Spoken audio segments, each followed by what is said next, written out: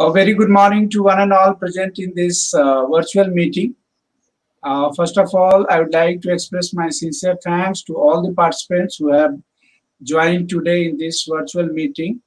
And I'm really very happy to let you all know that today we have with us Professor Khoo from National Technological University, Singapore. And I'm really happy to receive him on this virtual event. And I request all the participants to join me to welcome Professor Khoo for this virtual meeting. Today, sir will be talking about a new direction for library and information science in the age of COVID-19. But before that, before we start the meeting, I would like to introduce sir, and I will request all my participants to please welcome sir. Professor Khoo is an associate professor in the V School of Communication and Information Division of Information Studies at the Nanyang Technology University, Singapore, where he teaches courses in the knowledge organization, information architecture, data mining, and web-based information system. He obtained his PhD Syracuse University in 97, his MSc in Library Information Science at the University of Illinois Urbana-Champaign in 1987, and BA from Harvard University. He has also worked for several years as a science reference librarian, cataloger, and online information searcher at the National University of Singapore Libraries. His main research interests are in knowledge organization, ontologies, automatic sentiment categorization, human categorization, behavior, natural language processing, information extraction, multi-document summarization, and clinical decision support system. I feel really blessed to have him here in this virtual event, and sir will be talking today about new direction for library and information science in the age of COVID-19. It is really, sir, privilege and honor to receive you today, and may I request you to please join us to deliver the talk. Sir, over to you. Thank you very much, Tripati. Yeah. Thank you very much. I'm privileged and honored to be invited to talk to all of you on a topic that's very close to our hearts, right? The new directions for LIS. All over the world, librarians are trying to figure out what directions to take for the profession. And we have now COVID-19, which is a big test for all of us. In case the internet connection is not very good, I have actually recorded my presentation in a video file. So I will ask Tripati to just play the audio recording, Okay. And then after that we can that chat. will be really great, sir. I'll be playing that video, sir, with your kind permission. Sir, please.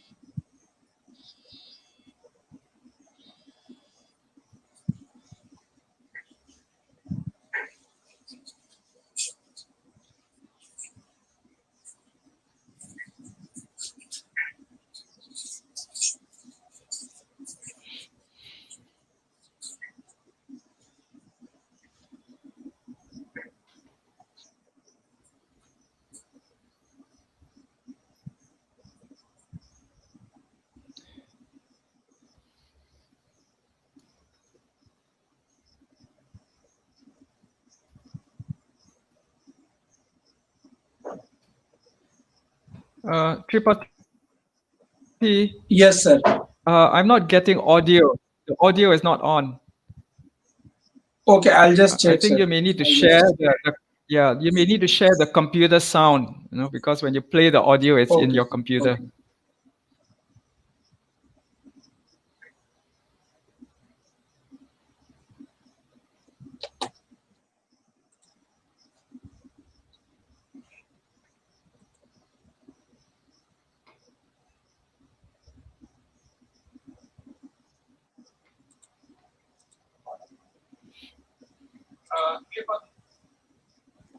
Yes, sir.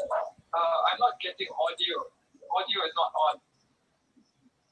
Okay, I'll just check. I think you may need to share you may need to share the computer sound because when you play the audio, it's in Now you check, sir. Is it coming?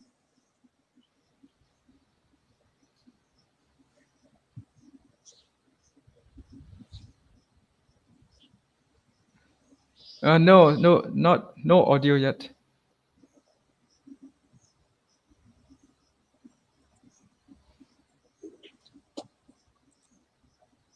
Okay, so I'll just check.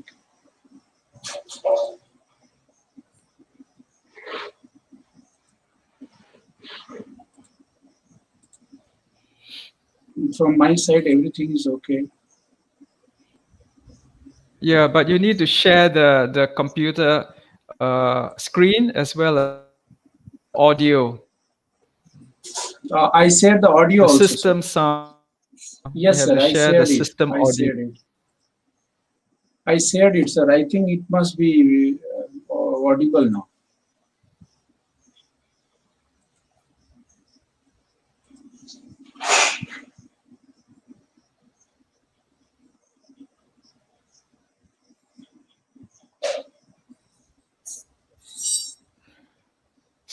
Still no audio, Tripathi. No audio, sir. No audio. Okay, So you I'll just see. yeah, it's not sharing your audio, not your microphone, but the system audio. Yes, sir. I'll just check it.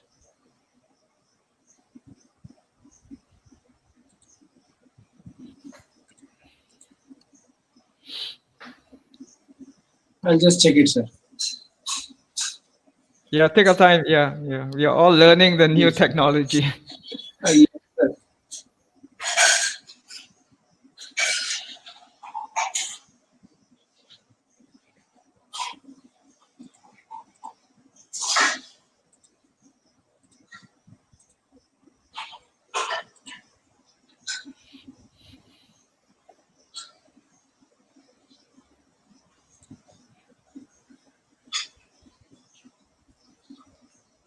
From my side, everything is okay, sir. I checked all the audio, everything, all the settings okay. I'll just see again. Share audio.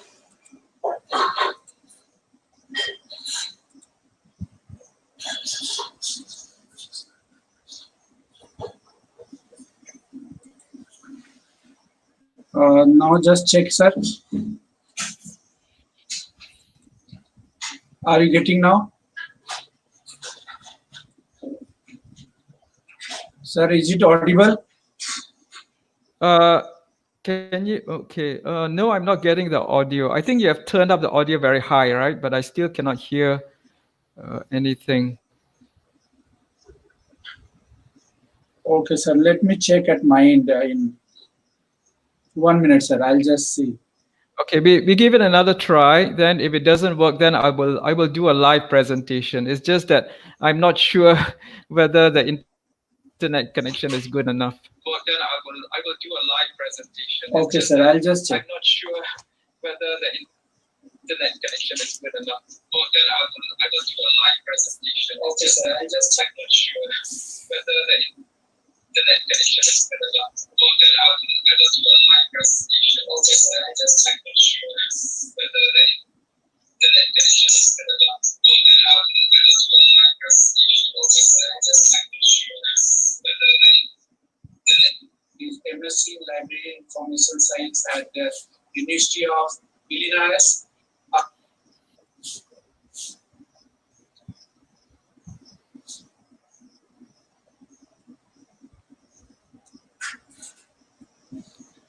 Sir, from my side, everything seems okay. And everything is okay from my side, sir. Why it is not getting shared?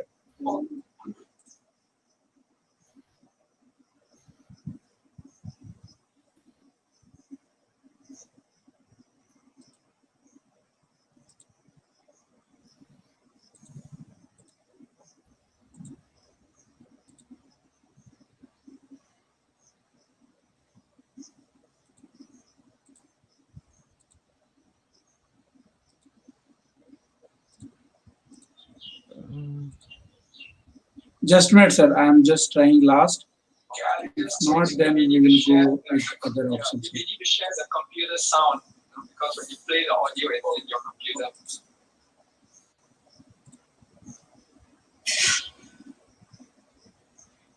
Sir, just check now. Are you getting the sound? No, I'm not getting the sound. And also there's some echo, so that's why I'm concerned. I can do a live presentation, but I don't know whether the sound, because I'm getting feedback and Your echo. sound is clear, sir. I saw, means I checked in. Okay, all right. Then I will do a live presentation. Okay. Okay, sir. Shall I start the PPT, sir? No. I will run my PPT because then if you run it and Okay, sir. That we that will will try. be great. Okay, I will try. Yes, No sir. audio yet.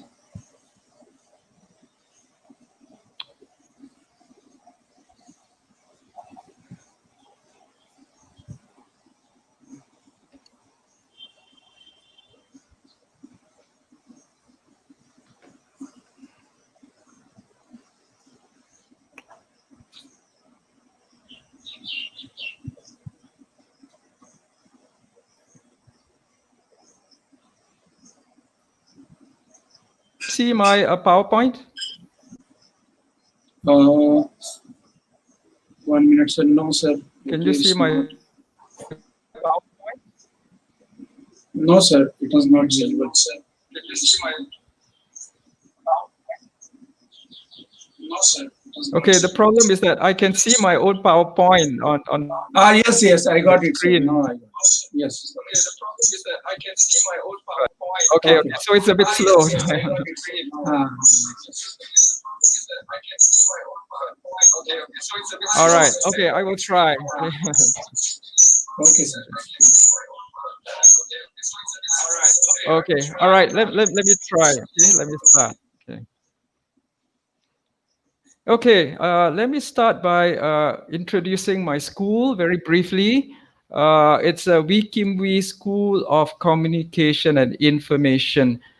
Wee Kim Wee was a former president of Singapore and was a journalist. So this school has two parts. There is the communication studies part of the school, and there is the information studies part of the school. Uh, I, of course, belong to the information studies part of the school. And we offer three master's programs: an MSc in Information Studies for training librarians, an MSc in Knowledge Management for training knowledge management professionals in the industry, as well as an MSc in Information Systems. Okay. We do have a PhD program, yes, um, but I also teach in the undergraduate communication studies program. Okay. So the school is multidisciplinary and becoming interdisciplinary. So if you happen to be in Singapore or passing through, please let me know and come and visit my school, and I'll take you to lunch. Okay. All right, let me begin my talk. Okay. New directions for LIS. Okay, we all can agree that librarians, and library schools are all at a crossroads. We are seeking new directions for the profession because we think that maybe what we have been doing in the past may not be relevant anymore in the future. Okay? Uh, in industry, we hear all these buzzwords: big data, ubiquitous computing, Internet of Things. artificial intelligence, open access, Web 4.0, fourth industrial revolution, blockchain, smart city or smart nation, and then now COVID-19. So my question is, in which of these trends or initiatives are librarians involved in? Okay? Are we leading any of these trends? I think we are participating in two of these trends. One is big data, and the other is open access. I understand that libraries are now using data analytics to analyze library data to understand our customers, our users better. Uh, at the university library, we are running research data management services and also running, you know, uh, data repositories. Mm. And so I think we are involved, at least partly, in big data. Uh, we are also involved in open access. Okay, I think librarians are champions of open access. We manage our institutional repositories and making them open access. We are publishing open access journals. So I think we are doing very well with regard to open access. So I would give ourselves 2 out of 10. Okay, out of these 10 trends or 10 buzzwords, we are active in at least 2 of them. And now there is COVID-19. Yeah. And COVID-19 is a big test for all of us, not just for librarians, but also for other professionals. It's a test of, whether we are relevant during a time of crisis. Are librarians playing, important at a time of crisis? And suddenly COVID-19 is pushing us to adapt, to change more quickly, okay, to go, digital and online more quickly. Okay, I think that libraries and librarians are the threat. We do many things. We are involved in many initiatives, but users don't seem to appreciate what we do. They don't think that what we do is important anymore. We know many things, but we seem to be playing catch up all the time. We are not like ahead of the curve. We are not leading any of these initiatives.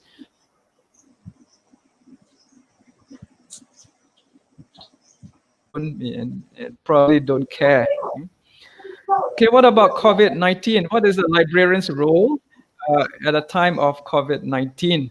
Um, I think the first rule is we must keep safe, because stay home and keep safe.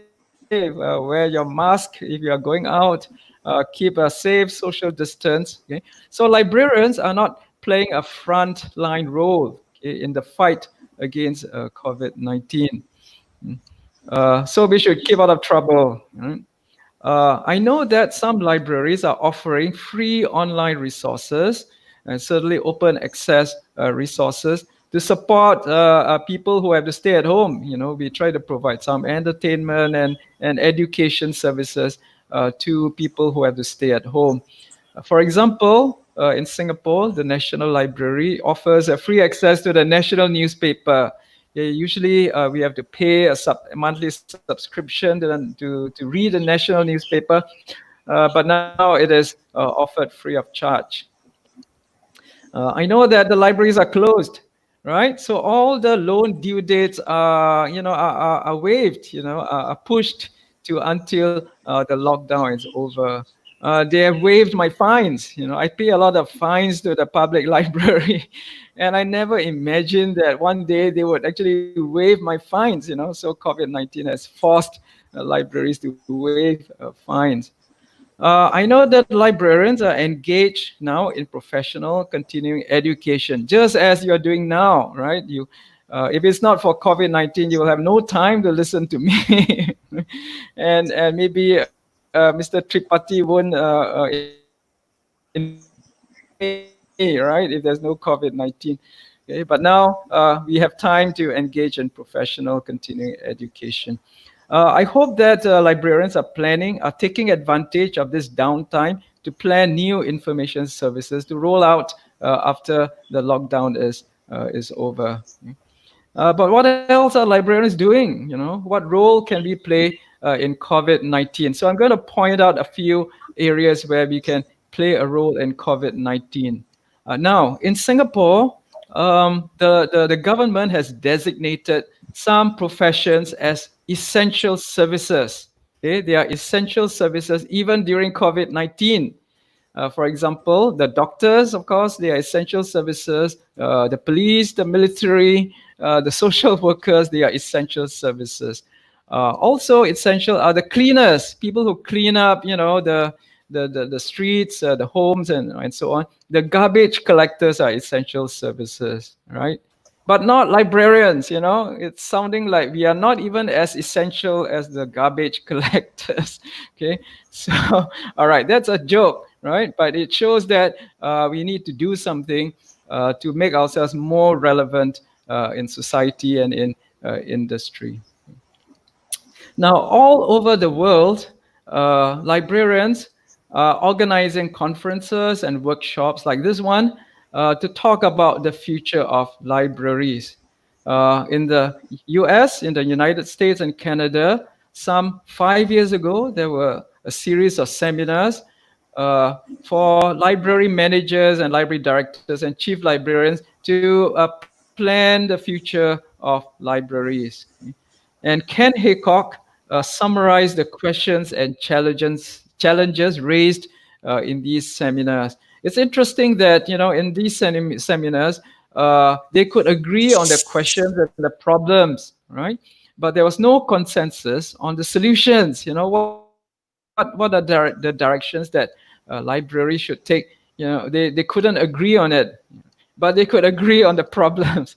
So these are some of the problems that we are facing. What is the mission of library that is unique, achievable, and contribute to the community?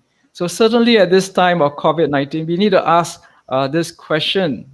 What are the services we do that other people cannot do? How can we contribute and be essential to the community? What is the library space? By library space, they don't mean the physical library, but library services. What library services can we provide that is not duplicated or being taken over by other agencies, by other people? What is the library brand? What is the library role or main image that we project to users? Because we are doing so many things, we don't seem to have a core image anymore. Which organizations and communities should library collaborate with, and for what purpose? It's not very clear now. And then lastly, how should the culture of librarians be changed? Uh, so there is a sense that the library culture, the thinking of librarians and their mindset will not be useful in the future. There is a problem with the way librarians think. Okay? Our way of thinking is maybe holding us back. Is becoming a problem. Okay? I feel this way myself. I think as librarians, we need to change the traditional librarian thinking. The way librarians think. It's a problem. I do feel quite strongly, and librarians themselves sense this, right? So I'm going.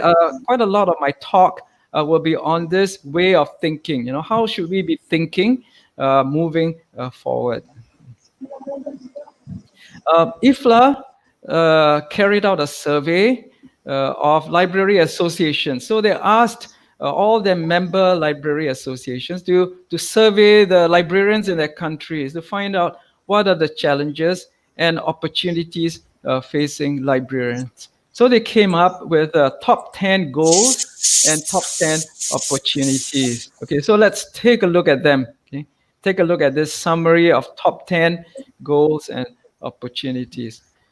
Okay, so on the left side, you will see 10 highlights or top 10 values and goals, and then on the right, top 10 opportunities. They make sense. I think they are relevant even at this time of COVID-19. Okay, number one is to provide equal and free access to information and knowledge, and B, champions of intellectual freedom. I think this is certainly important at this time where people have to stay at home, and some people don't have good internet access, so they're stuck. They cannot carry on their education and their learning. They have difficulty accessing information. They cannot go to their neighborhood public library. So there's a problem with equal and free access to information and knowledge. And I think librarians should do something about it. Second is to support literacy, learning, and reading. Yeah, I think this is important. I've also added here to teach students how to think, how to write, and how to present. Okay, but we have to move this online. Okay, so the opportunity here is to update our traditional roles in the digital age. So you can see that even though this survey was done 3 years ago, it is very relevant now at the time, even more relevant during the time of lockdown and COVID-19. We can see that we are pushed to focus more on our digital services. Okay, number three is to focus on user needs, the needs of our user communities. And we need to engage with partners in the community to serve the poor people, the communities that don't have access to the internet. So I think is to embrace digital innovation. And I think COVID-19 is forcing us, right? It's forcing even me. I must say that before the time of COVID-19, I didn't used to do webinar. I didn't like webinar. I thought it was so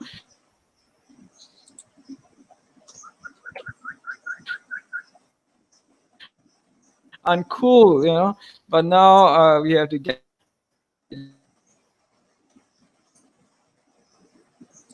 used to do it. The eight addresses the issue of the culture of libraries and librarians. It says here, be less bureaucratic.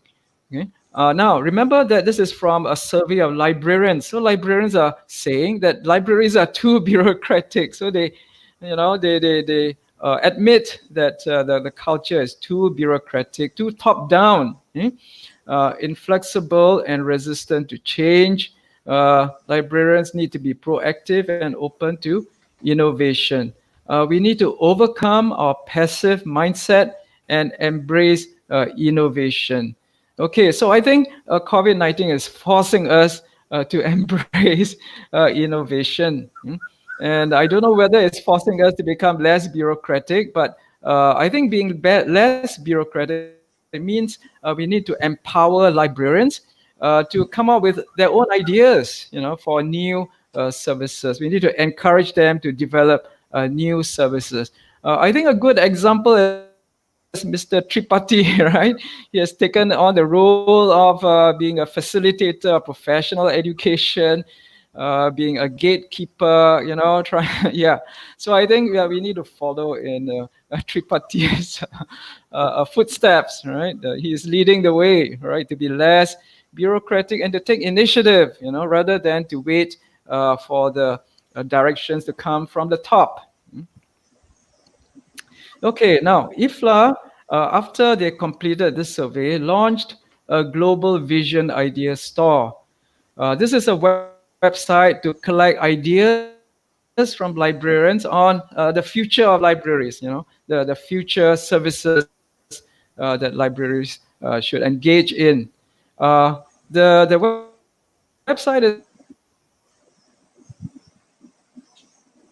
still available. They have done collating the ideas, okay, for projects for libraries to engage in. So I took a look at this a few days ago, and I like the ideas. There are many ideas there, but I think that they are still lacking a vision. The website is called Global Vision Ideas. So there are lots of ideas, but maybe it's hard to figure out what is the vision. what is the overall vision for libraries and librarians. So I want to suggest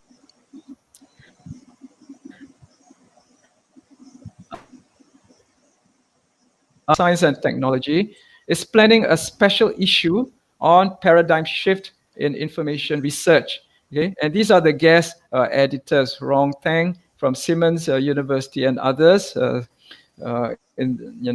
And these are the guest editors, and they did a survey on the future of information research.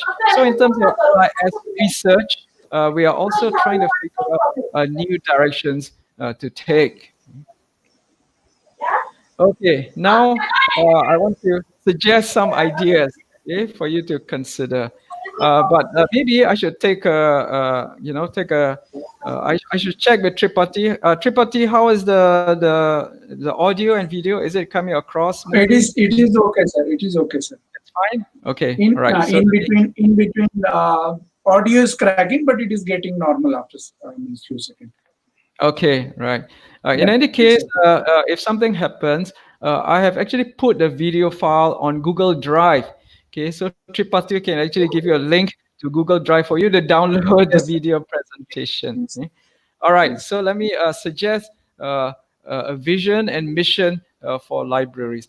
I think that there is a bright future for libraries and librarians if we can go beyond our traditional library space, our traditional services and roles. We need to expand our conceptions and ideas of what a librarian is, what roles librarians play, what competencies librarians should have. So we should change our vision or our conception of what a librarian is and what services a library should provide. Okay? I think these are very vague, suggestions. These are things that you hear all the time in conferences and workshops about the future of libraries. We need to change, but how do we change, right? In what way do we change? I'm going to suggest a few things. I'm going to suggest 5 paradigm shifts for librarians and libraries. Okay? 5 ways in which we should change our thinking. One is to focus on the information content rather than the information container. Okay? So is the first one. Second one is to focus on information use rather than the user information needs that we used to focus on. Third, we should focus on librarian as a scholar and researcher rather than a librarian as an intermediary like we used to think. We should focus on information linking, information integration, information synthesis, rather than on providing information. And fifth, we should focus on the librarian rather than the library. So I've identified these 5 ways in which the librarians' culture and thinking need to change, okay, to be relevant and important in the future. Okay, I'm going to combine all this into a mission statement. Oh, okay, right. Before I do that, let me expand on these paradigm shifts. Okay, first, traditionally, libraries focus on books and documents. So these are containers of information. So I used to be a reference librarian in the science library, and when users come to me and ask me for information, I will tell them, okay, go and look up this encyclopedia, go and look up this book. So the focus is on books as containers of information. Librarians do acquisition, organization and cataloging, providing books and documents, interlibrary loan, and we help users to find relevant books and documents. Okay, that's old, that's traditional. Okay, we should move on. Okay? In the future, we should actually focus on the content of these books and documents. We should focus on the information inside the books, the knowledge inside the books and journal articles, rather than on the books themselves. We should help users to find relevant information and knowledge, not helping users to find books. Okay, the second paradigm shift is we need to move away from a focus on user information needs. Now, it seems like very commonsensical that libraries and librarians should find out our user information needs, right? But how do we find our user information needs? We carry out questionnaire surveys. We survey our users to find out what types of information they want, what kind of information sources they prefer. Okay? But this kind of questionnaire survey will give you only very superficial information. They will give you only like broad categories of information needs, broad categories of information sources. So they are, to me, they are useless. They are not helpful. What I think we should do is to focus on how users use the information. Okay? How are they using it? Helping users to use information. In the past, we also focus on librarian as intermediary. We are the middleman or middle person. We are the go-between, helping you, connecting users with books, okay, connecting users with information. We are the link, right? Okay, that's second class. Okay, to me, that's that's the past. In the future, we need to focus on librarians as a scholar and researcher. Okay, I think this is first class. If we don't do that, then our status will always be low. Okay? To increase our status, we need to portray librarians as users of information, not just an intermediary. We actually use information as scholars and researchers. So I think these two things are connected. A focus on information use and a focus on librarian as scholar. Okay? So we need to learn how users are using information in their work. So when they locate information in the library, how are they using it? Usually, they are not using the information properly or well. So we need to guide, we need to help users to use information better. But in order to do that, we have to be expert ourselves in using information properly. So one way to learn how to use information is to train librarians and researchers and teachers, so that now we can teach users how to use information. One good model to follow is this idea of embedded library service. A good, I would say, a prime example of embedded service is in the area of evidence-based medicine, and certainly it's very important now at the time of health crisis. Evidence-based medicine. So in this area of evidence-based medicine, librarians, who are now called clinical librarians, support healthcare teams in searching for research results in medical databases. So clinical librarians have to be expert in online searching, and they search a few medical databases to get a comprehensive retrieval of research papers on COVID-19, for example. And then not only that, they also have to evaluate the information. So it's not just searching, it's also evaluating, appraisal, integrating the information, comparing them, okay, and providing them, of course, to the doctors to make the best healthcare decisions. In addition to that, these clinical librarians also help in writing systematic reviews, okay, or doing systematic literature survey in different areas of medicine. So I think this is a good example for the future of library service to be embedded in various specialized areas. A related concept is the idea of informationist. Informationist means that you are a librarian, but you're specialized in a particular subject area. So you combine two areas of expertise, library science as well as maybe science or medicine. Another idea is the idea of a blended librarian. That means a librarian that has multiple skills and playing multiple roles. And I think that librarians are moving in that direction. So we need to keep developing librarians as being multidisciplinary and having multiple roles. For example, a librarian can be a teacher, a researcher, a librarian, as well as an IT specialist, combining all together. Okay, another traditional focus of librarians is on providing information or providing documents to users. Okay, Yes, I think that libraries should still continue to do that, but we need to do more. We need to focus more on information linking, information synthesis, integration. Here I say knowledge synthesis. Okay, we need to improve our expertise in this. This is also related to information use because when somebody uses information, they need to integrate information with their task. They need to relate information to their problem or to their task that they are trying to accomplish. Learning, writing, problem solving, all this involves information integration, okay, and knowledge synthesis.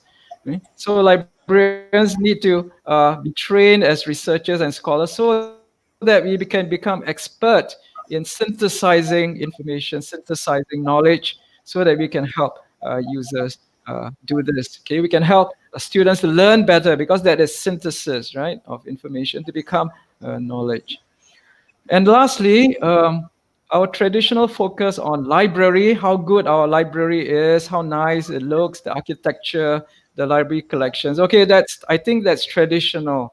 Okay, we should place more emphasis on the librarian. Look at Mr. Tripathi. He is so skilled in so many things, right? He is a blended librarian. And he is he's a web host, and so on. The focus should be on librarian skills. So the emphasis on the expertise and specialties of librarians. I think this is a trend that's already taking place. Many libraries now will put up the list of librarians they have and their specialties, their expertise and their education. I think this is a good direction to take. We should also empower our librarians to develop new services, their own services, develop their own ideas, okay, um, so that we don't continue with the top-down library planning that we used to do before. Okay, now I want to combine all this into a short mission statement. So this is my proposed mission for libraries and librarians. And this is to link or synthesize or integrate data, ideas, people, and apps or tools. Okay, so we need to do that to support this goal or this purpose, and which is to support learning and creation of knowledge. Okay, so there are two things: linking data, ideas, people, and apps and tools to support learning and co-creation. Okay, let's look at the linking part. Okay, linking means integration, synthesis, networking, summarization. Okay? And there are many technologies that we are already using for this purpose. So for linking data, we have linked data technologies, we have big data technologies that librarians are already starting to use. So we need to develop our skills some more. We need to extend and expand our skills in this area. Then there's a semantic web technology and ontologies to link concepts together into taxonomies and knowledge structure. Okay? So we are already doing this, okay? And we can go on to improve on this. Linking of documents is already pervasive on the World Wide Web. The World Wide Web is a network of documents, right? So we don't need to do much in this area, but there are apps that recommend other resources. If you go to Amazon, they'll tell you that people who bought this book also bought these other books, or people who looked at this book also looked at these other books. So these are recommended applications that link documents together. And then we have technology for linking people together. Okay, like this webinar is a means to link us all together, right? Yeah. So we have social media, social networking, social bookmarking. Okay, so we need to link data, semantic knowledge, documents, and people, but we need to link them together as well. We need to, for example, we need to link data with the ontology, right?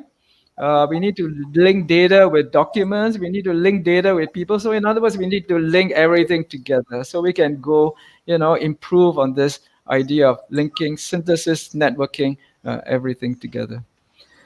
Okay, and then we have to do all this for a purpose, right? We have to support learning, both student learning and lifelong learning, and creation of knowledge, especially creation of knowledge in industry, right, to support innovation. And we have tools for that now, and librarians are exploring, for example, visualization tools, text summarization tools. Okay, so we need to continue to do that. We have data mining tools and analytic tools and text mining tools. So librarians are exploring that. Okay, very good. And then we also have knowledge organization tools. Okay, this is where we are experts in, right? We are expert in cataloging, metadata, taxonomy. But we should also move on to the new areas of ontology, knowledge graph, and graph database. Okay? Okay, what are the implications for library schools or LIS education? I think that library schools need to lead the way. We need to develop new directions for libraries and librarians. I noticed that currently many library schools are focused on research, right? They're focused on becoming top ranking school, and that's based on citations and all that. So librarians, I find, are feeling left out, because the library schools have to watch their publications and their citations. So um, library schools are not giving enough support or leadership to the library profession, So I think that's not a good development. I mean, library schools need to try harder to engage with libraries and librarians. So that's why I agreed to participate in this webinar, right? So that I can talk with you, and I also keep in touch with my students and trying to give them advice and to help them. So, questions to the traditional library expertise. Librarians are already exploring all sorts of things, but we need to give them more guidance and more support, more education. Okay, I'm going to tell you what I am doing. Okay, I feel very concerned for the library profession, and I'm trying to develop 3 new services and 3 new competencies for my students. Okay, and I'm doing it now, and I'm planning to do it for the next 2 years, maybe. Okay, previously I used to do research in information retrieval, but I moved on to focus on text mining. So text mining is our area. Is an LIS area. Little things, but don't know what to do when they go to libraries. When they work in a library, they don't know how to apply text mining. When they work in industry, they don't know what to do. So their knowledge and expertise is not deep enough. So I decided to focus on 2 aspects of text mining. One is called information extraction, and the other is sentiment analysis.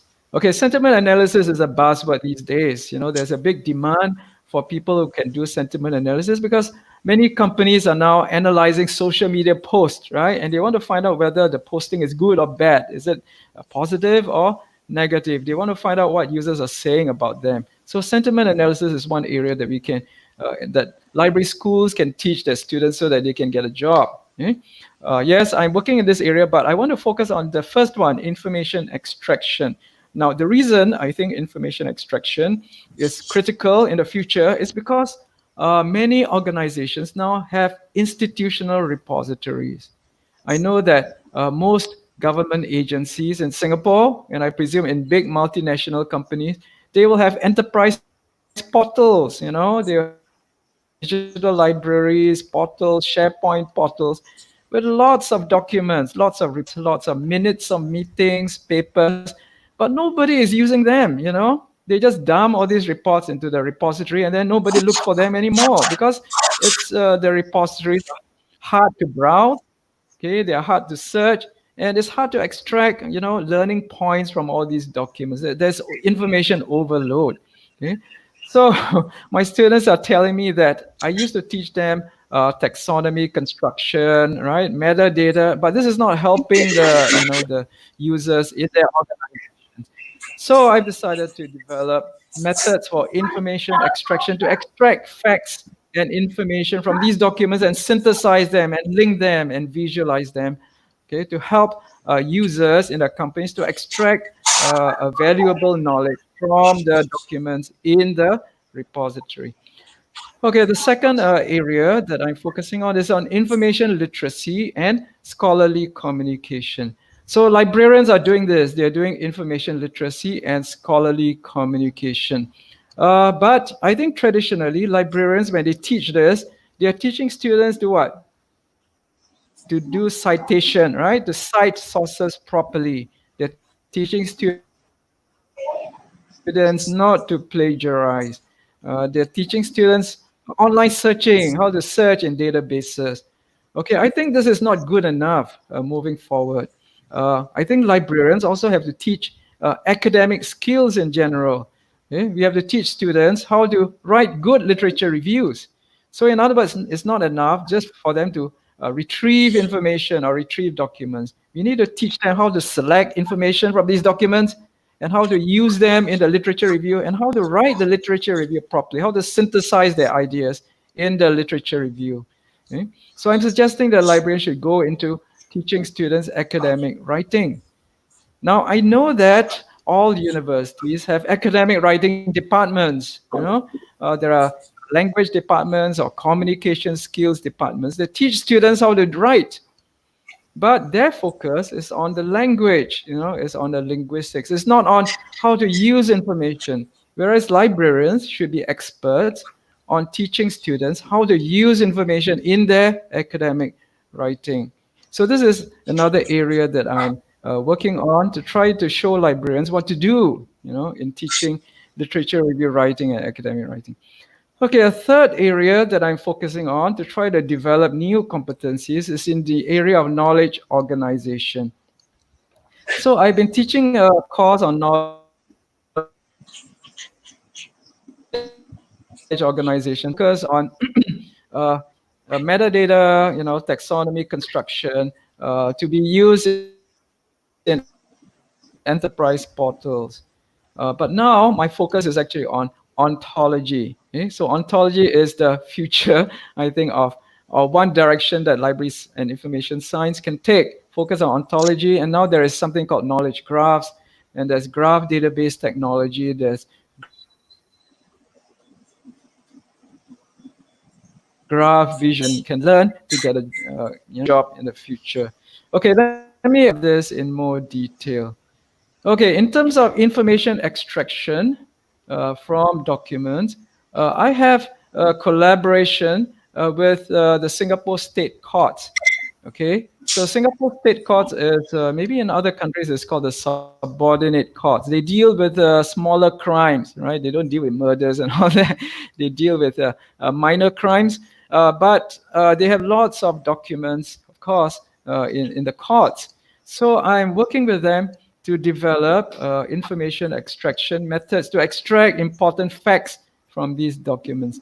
And the first project is a relatively simple one, and is to process charge sheets. So charge sheets are the documents that police write up when they arrest somebody.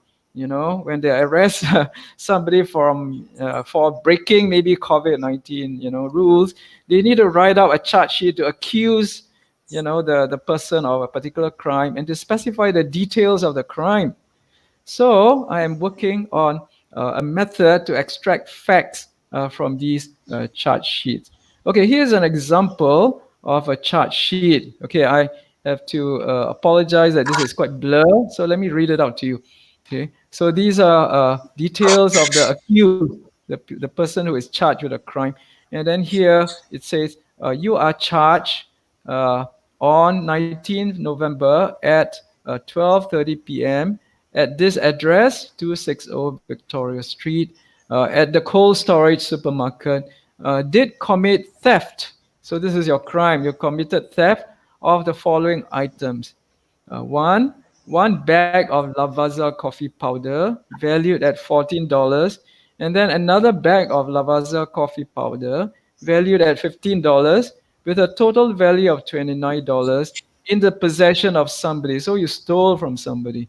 So I wrote a computer program in Python to process these documents and extract these facts to fill in this database or to fill in this template.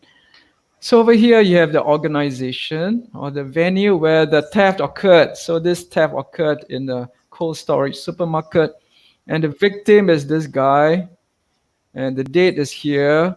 Okay, and the item that was stolen is what? Lavazza coffee powder. And then a second item is also Lavazza coffee powder, and it's valued at 16.55. And the other Lavazza coffee powder is valued at $13. Altogether, it's 29.60. And this is the address, okay, and so on. So this is an example of information extracting facts or pieces of information from a document.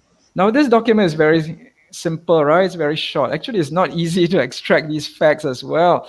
Okay, but I'm now working to extend this method to longer documents, to extract important facts from longer documents. Okay, after you have extracted these facts, what can you do with it? One of my students did this. Okay, he came up with this geographic visualization. So these pins represent the places where thefts occur, where people are stealing things. So I think this is a good application that librarians can do. Yeah, we can, identify all the crime cases where it occurred and put them as pins on the map of your state or your city. Now, I think this has a natural extension to COVID-19. Let's take a look at the next slide. Okay, this is a map of Singapore, by the way. This is a map of Singapore. And these are pins representing COVID-19 clusters, where there are groups of people who live there and they got COVID-19, so these are bad, bad areas. So people are concerned, where are all these COVID-19 cases? So they want to avoid them, right? So this guy has put in all these COVID-19 cases and put it on a map of Singapore. Now, if you look at the legend here or the header at the top, you see what? COVID-19 local clusters on June 18. That was like 2 days ago when I prepared my slides. And it says here what? This map was created by a user. Why not a librarian? I would like to see a legend that says this map was created by a librarian, right? By Mr. Tripathi. Librarians can do this, and during COVID-19, why not? Yeah. And if you want details, in the left panel, you see the text here. These are all the clusters. It says here, Cochrane Lodge. There are 300 cases. Wow, that's serious. So if you click on this, it will show you where is Cochrane Lodge with so many cases. You notice that Mustafa Center. If you have been to Singapore, you may know what Mustafa is, right? Mustafa is a famous, huge hypermarket, right? It's famous. There are a number of COVID-19 cases here.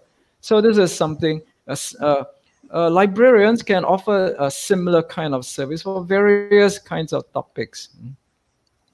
Okay, let me go back to my state courts, to my chart sheets.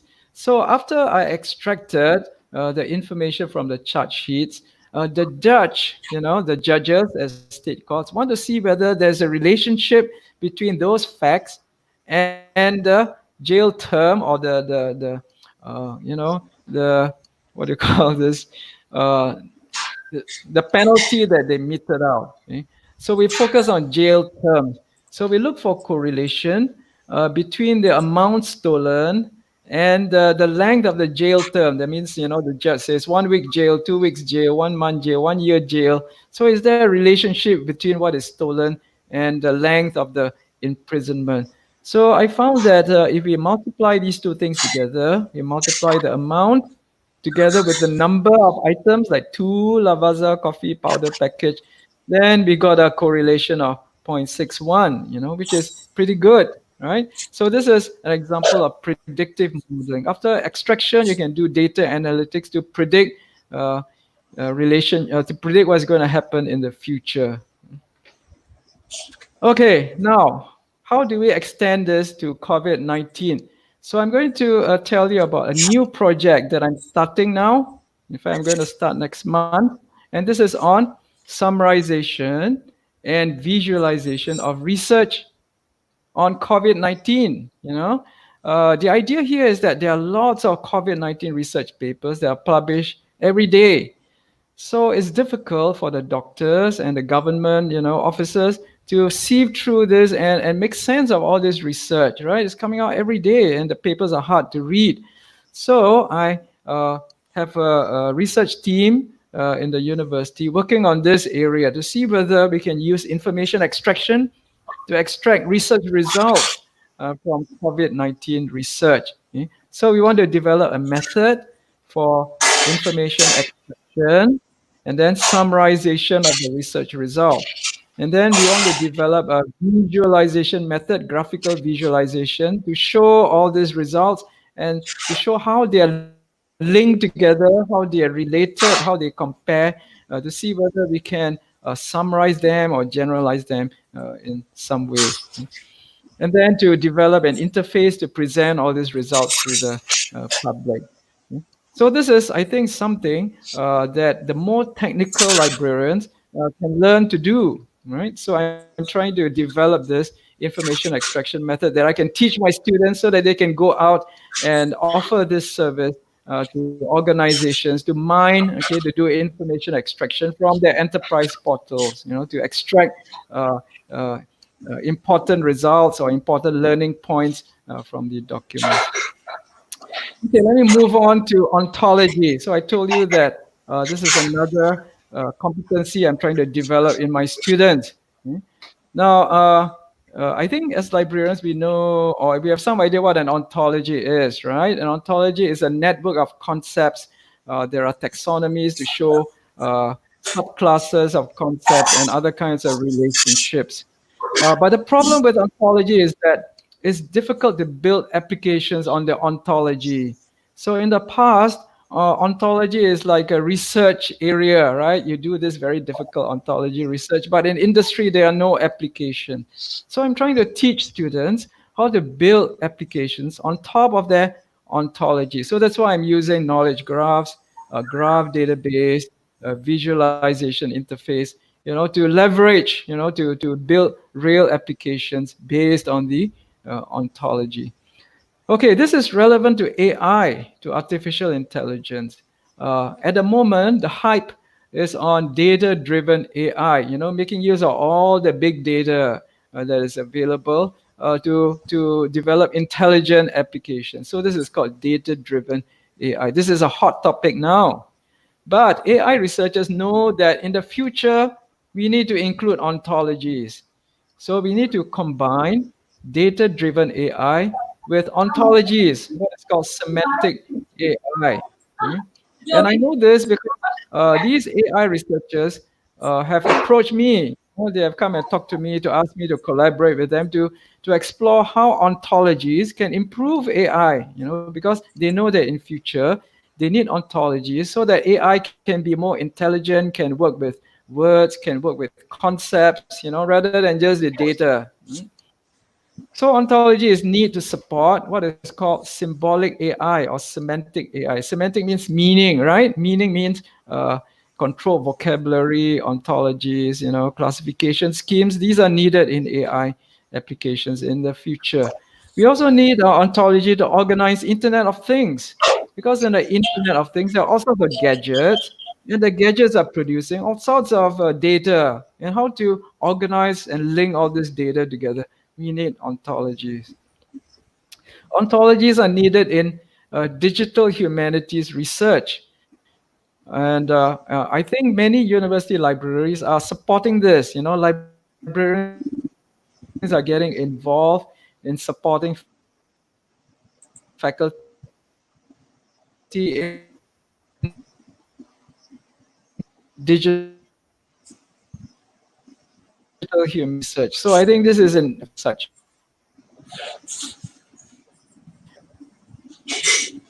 That my student did.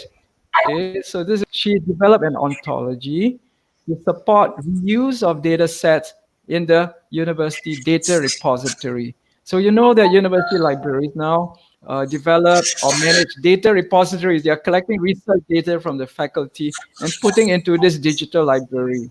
Okay, and they are managing these data sets. But the problem is that nobody is using the data sets. You throw them, librarians put in a lot of effort, a lot of metadata, organize all these data sets, and nobody is using them. Why is that? The reason is because researchers have trouble understanding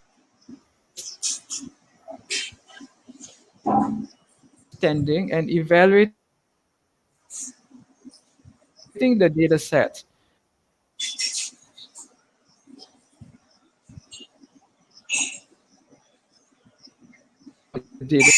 So librarians reuse. Objective of her PhD research was to identify challenges researchers face in reusing social science data sets and to develop an ontology to organize that and a visualization method for users to use.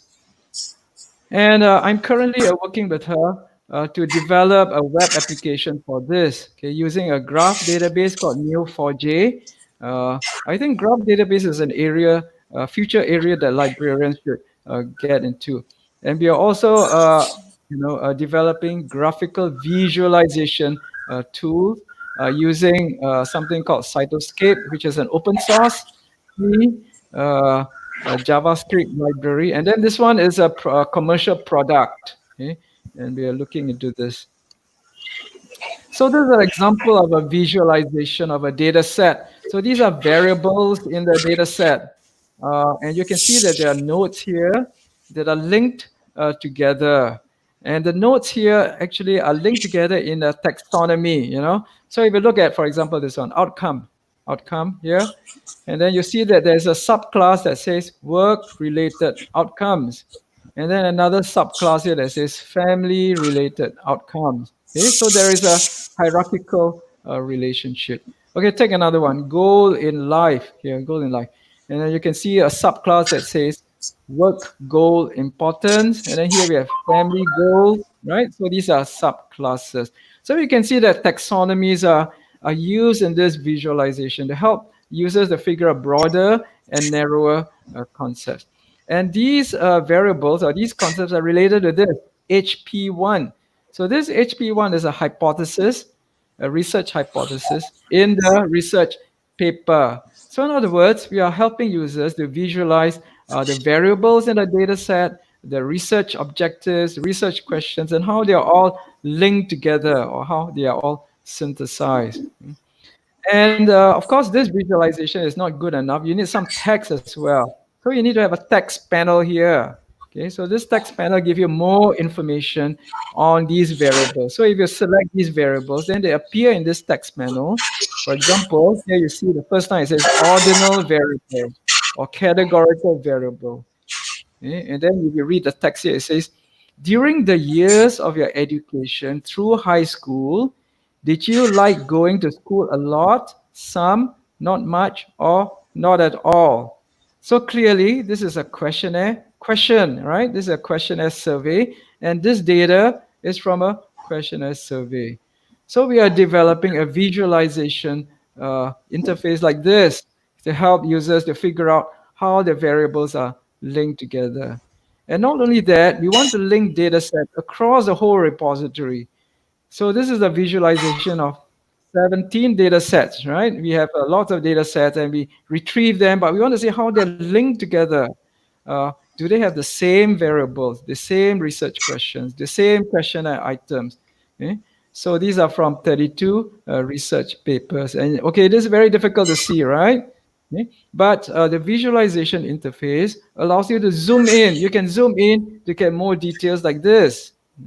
And then you can see whether the variables are used in multiple data sets. Are there links across different research studies? Because sometimes people reuse questionnaires, from another study, or you use questions from another study, and we can see the relationships among them. So this is an example of data linking up data, linking up variables in a data set. Okay, my last example is in information literacy and scholarly communication. So I'm urging my librarian colleagues to expand their info literacy to teach literature review writing and academic writing. In other words, to teach users how to analyze information, how to evaluate, how to integrate and use them in their research and academic writing. So I got another PhD student to do a project in this area. Okay, and this is a student that just graduated, right? She's just finished her final oral exam and just finished and writing a paper now with me on this topic. So she did modeling of argument and information structure in research papers. So we analyze research papers to find out what kind of arguments are used in the research papers and how they're linked together. We also analyze the information, how the information is linked together in the research papers. So an argument can be divided into an argument claim and then the supporting argument. So we analyze it this way. We analyze what is the argument claim and what is the argument support, the supporting argument. So she identified 27 types of argument claims. For example, like research gap. You know that most research papers need to specify or need to argue that there is this research gap. And how do you argue that there's a research gap? You need to use the literature, right? You need to use information in the literature. You need to link them, summarize them, compare them, and then say that there is a research gap, right? So you need to use information to argue that there's a research gap. And then you use the research gap to argue that this is a good research objective, right? This research objective will address this research gap. You also need to argue about the research results and provide information about the research result. Okay? So, my students, look for commonly occurring patterns of arguments. Are there uh, arguments that fall into a particular structure or particular sequence, okay? And for different types of research. And then she analyzed the information structure. She analyzed what are the types of information found in these argument claims and supporting arguments. And so how is information structure linked to argument claims? So how is information used in arguments? So the reason we are doing this is because in future we want to teach students how to use information in their research papers, how to make their research arguments in the papers. So of course, once we find the common information patterns, we model them as an ontology, right? So in other words, we are using LIS concepts and applying them to academic writing. So in other words, we are trying to take over another area, right? Now, we are finding that people in other fields are coming into library science and taking over our jobs, our tasks, the things that we used to do. Many of them are now being taken over by other fields or other professions. So it's time for us to apply LIS principles to other fields and go and take over other fields. Of course, we cannot take over other fields, but at least we can show that we are relevant to many other fields. So we are using ontology to model the information structure in the research papers. Okay, so how can this be extended to COVID-19? I think that a lot of people are interested in COVID-19 research papers, and that's why I have a project to extract research results from COVID-19. But I think we can also use this as a teaching, case study to teach students about research. We can use COVID-19 research papers to teach students how to evaluate research results, because there's a lot of fake news out there, right? And there are all sorts of research papers, they are not even peer reviewed. How do you evaluate these research results? And people are propagating false results, fake news and all that. So we need as part of information literacy to teach students how to look at these research papers and evaluate these research results. We can also teach students the principles of evidence-based medicine. So we can get our medical librarians, right? And get them to teach us, what this evidence-based medicine is and how to write systematic reviews. So evidence-based medicine and systematic reviews were developed in healthcare and medicine, right? But you will see that these techniques are being adopted in other scientific areas. And they are also even adopted in social science, I see that some social scientists are now, they are not doing literature surveys anymore. They are doing what? Systematic reviews, right? They are borrowing techniques and concepts from this area to do systematic reviews. So we can do that as well. We can learn this and teach students and even faculty, guide them to do proper systematic review. So I think this is my idea of how to extend this to COVID-19. Okay, I think I've given you all my secrets now. And I've told you what research I'm going to do in the next few years.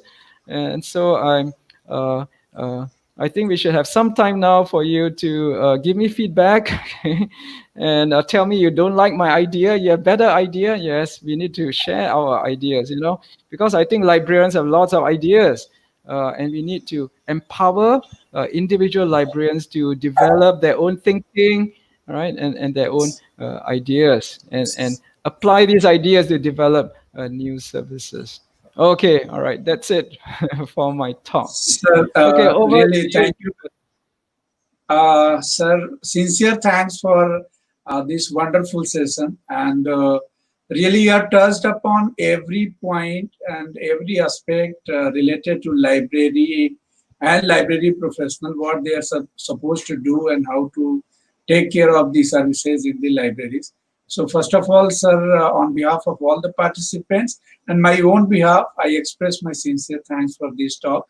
And there are many questions now, and with your kind permission, if you allow me, so I can just display the questions so we can have a question answer session. Yeah. So one question is from Mr. Satyabrat Sahu, and his question is that use of academic background and specialization of users as relevant parameter in information retrieval of discovery system can be called that as a text mining. Okay, let me see. Let me go back to the screen. Okay, yeah. Okay, so the question is whether if you use the user profile, the academic background and the specialization and maybe the education, and then use that to do automatic, right? Automatic information filtering, okay, or what we call SDI, right? Selective dissemination. Is that text mining? Okay, now text mining refers to the method, okay, not really what you do with it. So in this case, you can call this text mining if you pull out the details of the academic background from text. So in other words, don't go to the user and ask the user to fill out a questionnaire. That's not text mining. However, if you download the academic background of the user, the bio description, the research papers, and then you extract information from the research papers and then build a profile. Okay, that would be called text mining. Yeah. So Okay, there's a lot of research in this area. Yes. okay. Sir, another question is from Dr. Sunil Kumar Satpathy. He is a deputy librarian in NIT Raipur, National Institute of Technology Raipur. So his question is that he also feels the need for embedded librarianship, but in practice, the courses taught by Indian LIS schools are not much relevant for libraries. What is the scenario in Singapore?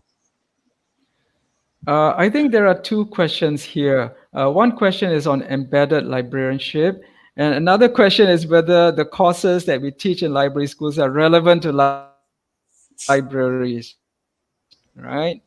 Okay. Okay, about embedded librarianship. Embedded librarianship is very good, but it is very labor intensive, manpower intensive. It's difficult to have a broad library service, embedded librarianship for every field. There are not enough librarians. So typically, when you do embedded librarianship, you need to select a small number of like a strategic fields, where maybe you can showcase the librarian skills, or whether it's important in the community, or whether there is a particular special librarian with particular hobbies, or interests, right? So there are all these issues. So embedded librarianship is difficult because it's like very focused. Yeah. The second question is whether LIS schools are teaching the competencies that are needed in the libraries. Okay. I would say no, right? And certainly not in Singapore because our LIS program is just for 1 year. In fact, it's even 9 months. So within 9 months, we cannot teach very much. So we can only teach either basic library skills, which is like not much use. So when they go and work in the library still need to give them, on the job training. Yeah. So I would say generally it's difficult. So what I do is I have to focus on certain. I don't like to teach the basic courses, right? The basic courses are so general; it's not very interesting. I try to teach more specialized courses that give them special skills so that when they go and work in a library, they are immediately, at least they are useful in something. Yeah, but the other librarian skills, they have to acquire it in the library itself. Okay? Yeah. So I would say this is not just a problem with Indian library schools. It's a problem with my school as well, and I think it's a problem with most schools because the LIS area now is too broad. You know, so I would say that individual schools need to maybe specialize in particular areas so that when our students go out, they are not just like just have general knowledge and can't do anything. They should at least be able to do a small number of things well so that immediately they can be useful in the library. It's a common problem. Yeah. Sir, thank you. Sir, another question. He is very much interested about knowing the PhD in Singapore. He is Mr. Himanshu Agrawal. He is interested to know that how he can do PhD in Singapore, and also he wants to know that what are the scenario of working in Singapore from professionals from India. He has got two Okay. questions The together. first. All right. Yeah. Okay. The first question is about doing a PhD in Singapore. Um, we have scholarships for PhD students in Singapore. Um, Usually, the scholarships are awarded for 4 years. Okay? So, in other words, what I'm trying to say is that if you're doing a PhD, uh, universities usually assume that you need financial support, right? You cannot be expected to pay for your own PhD. If you have to pay for your own PhD, don't do it, right? And I would also encourage you to do your PhD full time. Even if you do PhD full time, PhD students already are struggling. It's not easy to do a PhD. So that's why in Singapore, most of the universities will give a 4-year scholarship for doing a PhD. Okay? So a follow-up question is, how easy is it to get this scholarship? I would say that the scholarships are becoming more difficult to get. Because there are more applicants. It's becoming more competitive, and also because library science is sometimes not seen as a hot area. Uh, Countries would rather fund research in COVID-19, or healthcare, or Internet of Things, So because libraries are often not engaged in these hot areas, so there's less funding actually for PhD in library science, So we are struggling with that as well. Now, having said that, my advice if you are applying for a PhD is to do a small research project on your own. Okay. Many students think that first they need to get enrolled in a PhD program, get a scholarship, then they start on their PhD. But if they don't have prior preparation, it's hard to get a PhD scholarship because when you apply for a PhD scholarship, the school wants to find out whether you have research talent or not. Right? Do you have a research uh, aptitude? Are you able to do it? So you need to show them evidence that you have already done some research, and you have the some of the skills and thinking of a researcher. Mm. Um, yeah, so that would be my advice. If you want to do a PhD, start your PhD now, right? Do research on your own. write a paper so that when you apply to the PhD program, you can show that here's my research paper. I show that I'm really keen and I'm already doing it, and I have some of the skills and experience in research. Then it'll be easy for you to get a PhD scholarship anywhere in the world, right? Not just in Singapore. Sir, thank you very much for attending the questions, and really it has been great listening to you on this very relevant topic, that direction for LIS in the age of COVID.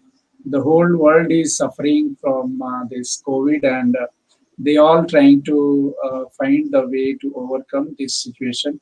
And especially we have to live with this COVID in the present scenario. We are living, in fact, we are living and going ahead.